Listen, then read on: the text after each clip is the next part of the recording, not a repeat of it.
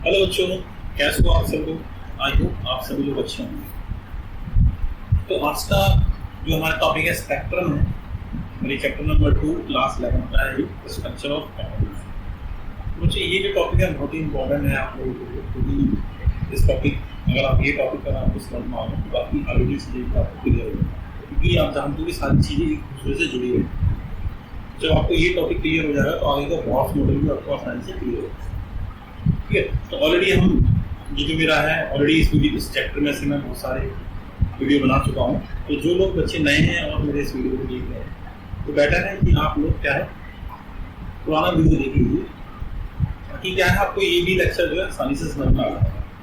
नहीं तो आप डायरेक्टली इसको देखोगे तो थोड़ी सी दिक्कत होगी आपको समझ। बेटर है कि आप शुरू से स्टार्ट करिए और जो मेरा फर्स्ट वीडियो है वहाँ से लेकर देखना स्टार्ट करिए, फिर आपको ये भी टॉपिक जो है आसानी से समझ में आ जाएगा। चलिए स्टार्ट करते हैं स्पेक्ट्रम को। स्पेक्ट्रम क्या है एक बार इसको देखते हैं बच्चों।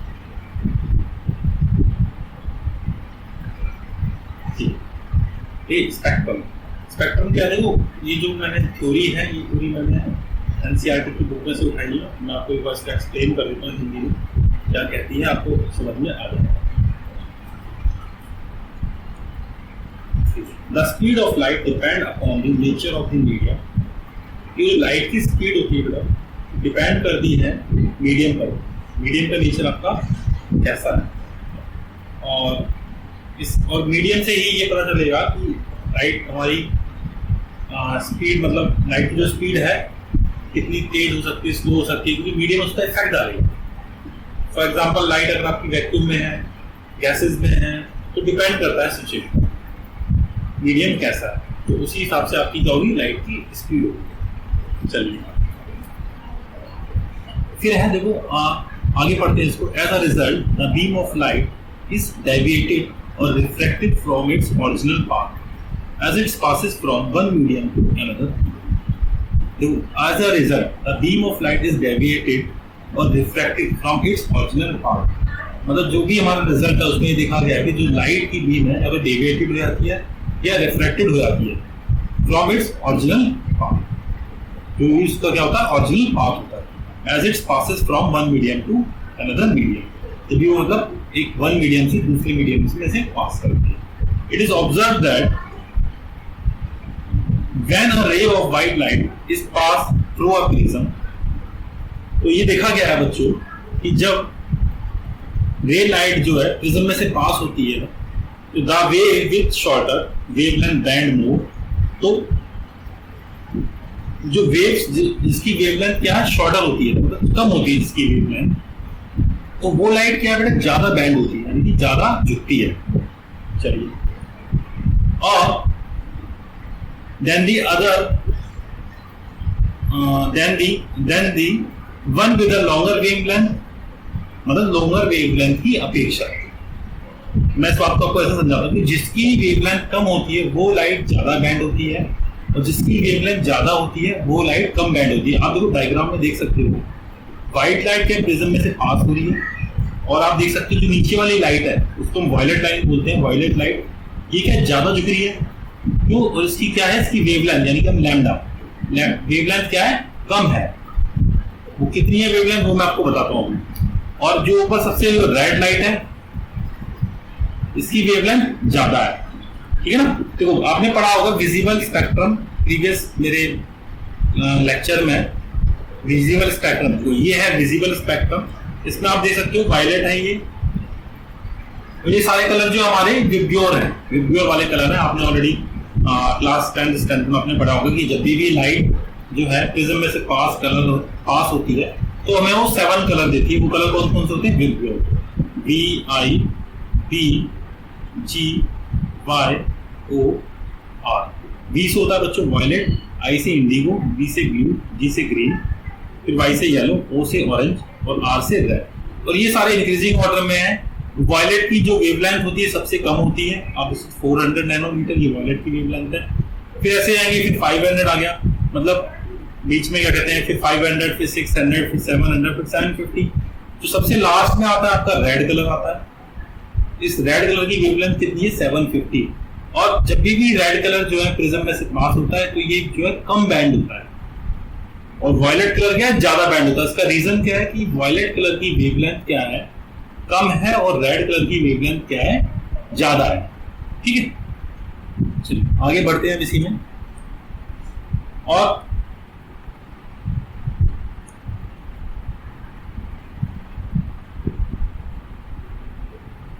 चलिए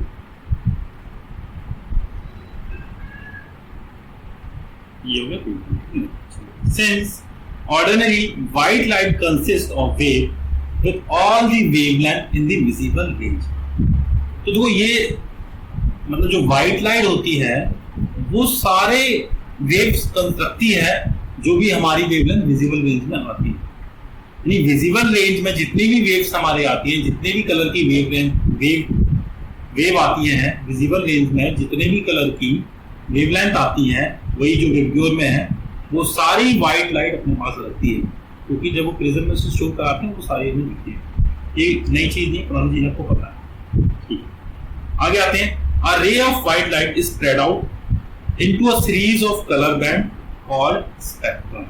ठीक है, बात क्लियर है आप लोगों को? यानी कि जो रे है व्हाइट लाइट वाली, जैसे ही वो एक कलर सीरीज में स्प्रेड होती है, उसको हम क्या बोलते हैं, स्पेक्ट्रम बोलते हैं। ठीक है, तो आई होप आप लोगों को ये स्पेक्ट्रम का टॉपिक आपको क्लियर हो गया। ठीक है, फिर आगे बढ़ते हैं। तो अब देखो, इसको हम बोलते हैं कंटिन्यूअस स्पेक्ट्रम। इसको हम बोलते हैं, क्यों बोलते हैं? क्योंकि इसमें जो सीरीज है, जितनी भी वेवलेंथ है, जितने भी कलर्स हैं, वो सारे क्या है, मतलब कंटिन्यूअसली है, एक के बाद एक है। जैसे मैंने आपको विजिबल रेंज में जो दिखाया था अभी आपको, उसमें आपने देखा सारे जो कलर्स हैं, वायलेट, इंडिगो, सब क्या बैक टू बैक है, इसलिए हम इसको बोलते हैं कंटिन्यूअस स्पेक्ट्रम बोलते हैं। रीजन क्या है continuous? Because violet merge into a blue, blue into a green and so on. A similar spectrum is produced a rainbow। अब रेनबो आपने देखा होगा, रेनबो में भी इसी तरीके से होता है, तो इसलिए हम इसको बोलते हैं कंटिन्यूअस स्पेक्ट्रम बोलते हैं। चलिए, ठीक है ना।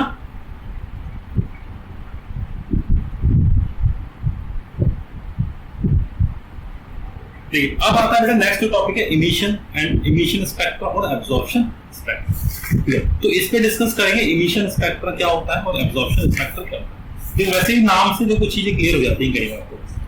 तो अब देखो, इमिशन क्या होता है, मतलब किसी चीज को उत्सर्जन करना। एब्जॉर्प्शन क्या होता है, किसी चीज को एब्जॉर्ब करना, है ना। देखो एक चीज बताता हूं, जब भी कोई लाइट किसी पर पड़ती है, जब भी कोई लाइट किसी बॉडी पर पड़ती है, तो उसमें तीन चीजें होती हैं। एक, वो तीन चीजें या तो एब्जॉर्ब होगी,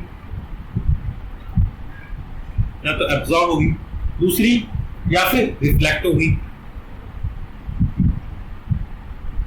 या फिर रिफ्रैक्ट होगी, या फिर अपने अंदर से जाने देगी।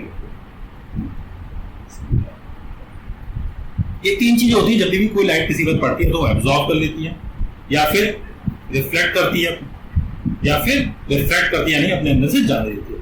ठीक है, अब बात करते हैं इमिशन। इमिशन क्या होता है? देखो, इमिशन देखो एक तरीके से ये है, जब भी लाइट प्रिज्म में से निकलती है और उसमें से इसने कुछ कलर को एब्जॉर्ब कर लिया, कुछ कलर को